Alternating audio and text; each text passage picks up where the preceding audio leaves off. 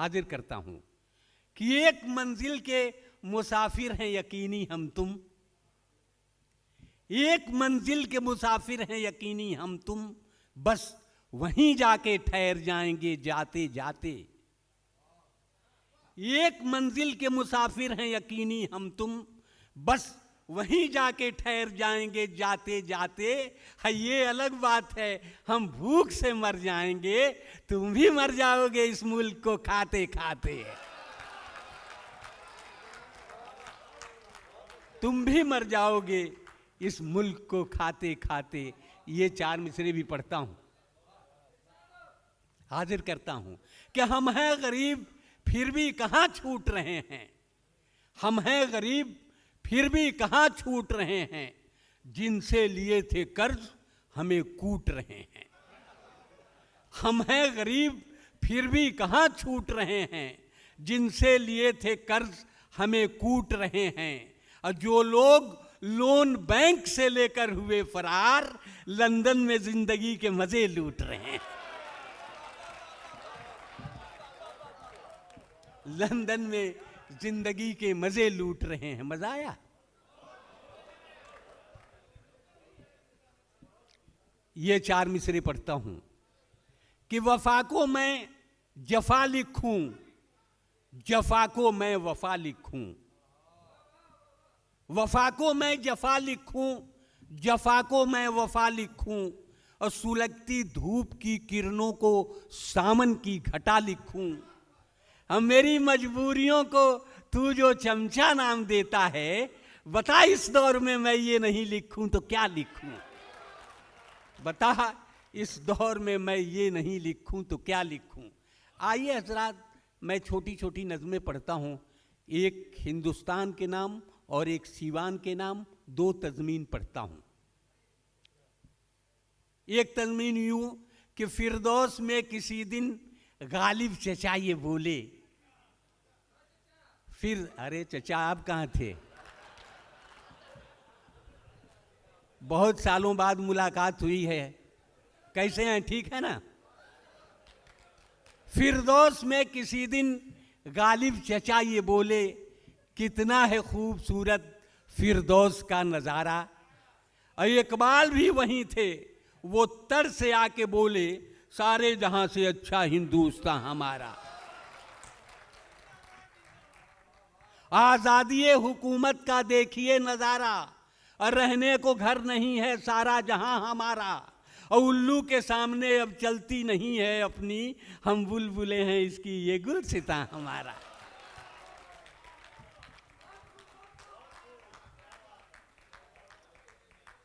अब ये कहाँ तक बात जाती है, मैं 4 ये तज़मीन पढ़ता हूँ और बात कहाँ तक जाती है ये आप समझिए। मैं कुछ नहीं कहूँगा, मेरी शायरी बताएगी कि अरे यार, कभी कभी तो आपको देख के डर लगता है, लेकिन डरता इसलिए नहीं हूँ कि बेतिया शहर में हूँ, कल जमानत भी कराने आप ही आएंगे जी। सर से बांधा था जिसने कफन साथियों, सर से बांधा था जिसने कफन साथियों, ऐसे नेता का देखो वचन साथियों। जंग जिस दम छिड़ी कह के यूं चल दिया, अब तुम्हारे हवाले वतन साथियों, अब तुम्हारे हवाले वतन साथियों। और जमहूरियत के नाम पे गुंडों को पाल के, अब बोगस तमाम वोट को बक्सों में डाल के, जमहूरियत के नाम पे गुंडों को पाल के, और बोगस तमाम वोट को बक्सों में डाल के, और तकरीर ही में जोश दिलाकर आवाम को इस देश को रखना मेरे बच्चों संभाल के, इस देश को रखना मेरे बच्चों संभाल के। आइए छोटी सी नज्म पढ़ता हूं, नज्म हाजिर करता हूं कि ऐलान हो रहा था बड़े ताम झाम से, ऐलान हो रहा था बड़े ताम झाम से, और जनता जनार्दन के लिए यह तमाम से, आँखों का दान दीजिए, एहसान कीजिए, और कुछ उस जहाँ के वास्ते सामान कीजिए।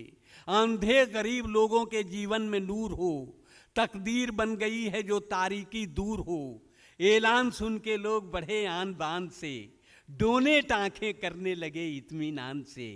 इतने में एक शराबी ने ऐलान कर दिया, आँखों का दान दे के महादान कर दिया।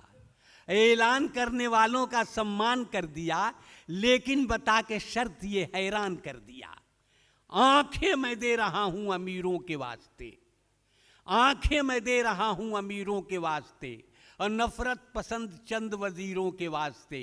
और इंसानियत का पाठ उन्हें भी पढ़ाइए, जो आँख रहते अंधे हैं उनको लगाइए। इंसानियत का पाठ उन्हें भी पढ़ाइए, और जो आँख रहते अंधे हैं उनको लगाइए। अब मरने के बाद आँखें मेरी दान लीजिए, लेकिन ये इल्तजा है मेरी मान लीजिए। जिस आदमी को आप ये आँखें लगाइए, पीने के बाद खुलती हैं उसको बताइए। इन आँखों में खुमार रहे, चाहता हूँ मैं हर आदमी से प्यार रहे, चाहता हूँ मैं हर आदमी से प्यार रहे, चाहता हूँ मैं। दोस्तों, ये बेतिया है, मिजाज में जानता हूँ। एक छोटी सी नज़्म हाजिर करता हूँ, सुने।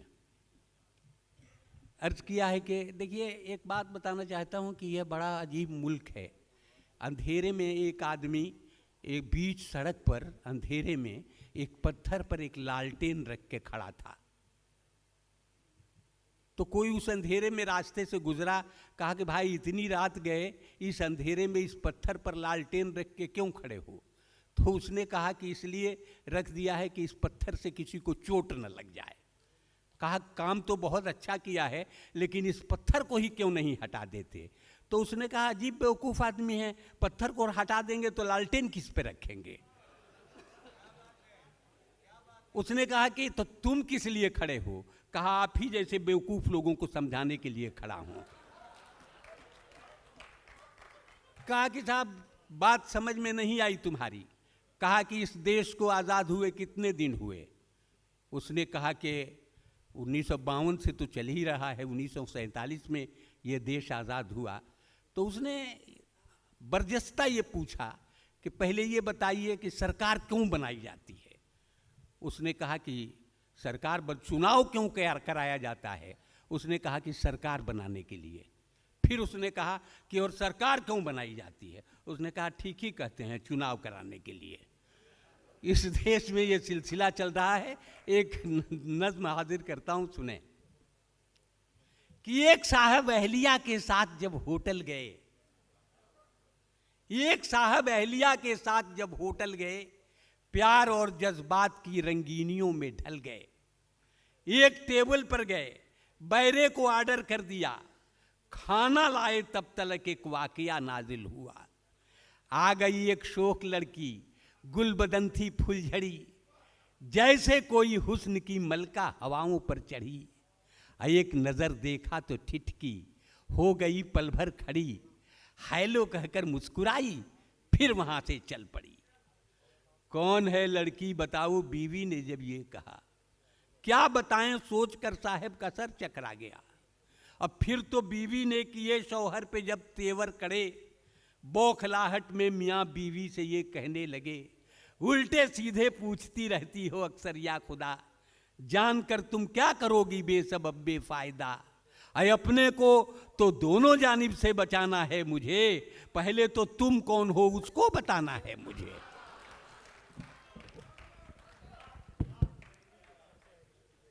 और एक छोटी सी नज़्म के साथ, मैं जानता हूं कि वक्त आप लोग भी किस तरह जहर मार करके सुन रहे होंगे, इसका अंदाज़ा मुझे है।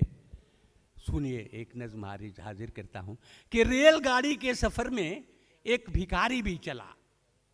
रेलगाड़ी के सफ़र में एक भिखारी भी चला, सब किसी से मांगता वो पास मेरे आ गया। धीरे से कहने लगा मुझ पर करम तो कीजिए, खाना जाकर खा सकूं बस 20 रुपया दीजिए। इत्तेफाकन मैं वहाँ उस वक्त खाली जेब था, इसलिए आहिस्ता मैंने माफ़ कर दो ये कहा। माफ़ कर दो सुनते ही वो इस कदर झल्ला गया, बड़बड़ाता और भी वो पास मेरे आ गया। माफ करते करते तो बर्बाद होकर रह गया, और ठीक से मैं जोड़ दूं तो लाखों का घाटा लगा। धीरे से फिर ये कहा कि 1 रुपया दीजिए, एक भूखे पर मियाँ कुछ भी कर्म तो कीजिए। मैं वहाँ मजबूर था, इनकार ही करता रहा, और तंग आकर वो भिखारी जोर से कहने लगा, 1 रुपया भी नहीं है आपके जब हाथ में, आइए फिर भीख मांगे दोनों मिलके साथ में। लेकिन ये शायरात जो होती हैं, मुझे एक किस्सा याद आता है कि साड़ी की दुकान पे ये जाती हैं और एक एक को निकाल के देखती हैं, और जब तक कि पूरा बंडल इकट्ठा नहीं हो जाए एक साड़ी वो पसंद नहीं कर पाती हैं। एक लड़की की देखौकी हो रही थी, लड़के से पूछा गया कि लड़की पसंद है? उसने कहा कि हाँ ये लड़की मुझे पसंद है। लड़की से पूछा गया तो उसने कहा कि इसी रंग का 2-3 और डिजाइन का दिखाइए।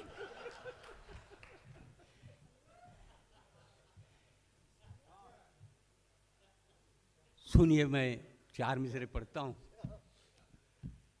अर्ज किया है कि लगता है इस सदी का नया देवता हूं मैं, लगता है इस सदी का नया देवता हूं मैं, कुछ सोच कर हुआ है ये एहसास दोस्तों। लगता है इस सदी का नया देवता हूं मैं, कुछ सोच कर हुआ है ये एहसास दोस्तों। और लोगों ने ढूंढ ढूंढ के कमियां निकाल दी, बस खूबियां बची हैं मेरे पास दोस्तों। आज का दौर, आज की शायरी, आज हम जिस मरहले पर हिंदुस्तान में जहां खड़े हैं, 4-4 मिसरों में अपनी बात कहने की कोशिश करता हूं। मेरी शायरी के आगे पीछे कोई भूमिका नहीं होती है, आप तक पहुंचने की कोशिश इन्हीं 4 मिसरों में करता हूं।